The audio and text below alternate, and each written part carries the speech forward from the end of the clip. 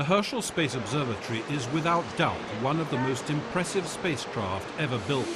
With its telescope, the largest ever flown in space, and its unique ability to cover a wide range of the infrared spectrum, it will be the first to study the earliest phases in the formation of stars and galaxies.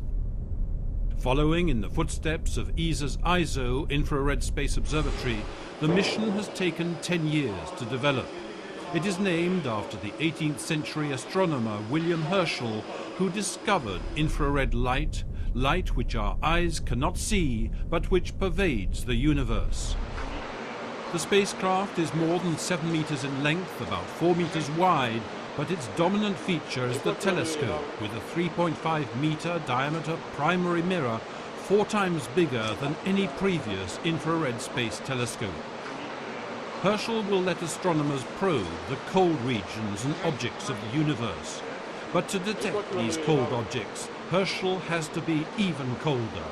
The whole spacecraft, with its large sunshade and solar array, and its bulbous tank enveloping its 3 science instruments, has been designed to keep Herschel super cool.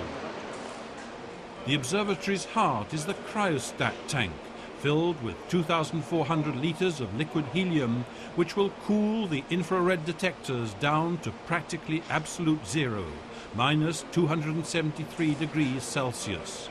The helium will gradually be depleted, but allowing at least 3 years of routine observations. The lower module of the spacecraft contains the data processing computers, communications equipment, navigation and attitude control systems that will allow the telescope to pinpoint its targets. Another unique feature of the observatory is its location in space. In orbit around the Earth, it would be affected by heat from our planet, the Moon, and from the Sun. So Herschel will, after launch, cruise towards a position 1.5 million kilometers from Earth, the so-called second Lagrange point, from an orbit around which it will have an unrivaled view of the whole sky. Like a thermal camera can see a person's body heat in the dark on Earth, Herschel will delve into visibly opaque clouds of dust and gas in space, the soup from which stars are formed. It will be able to study comets, the chunks of ice and dust left over from the formation of planets. And even further, it will look into the distant universe, where galaxies collide and give birth to hundreds of billions of stars.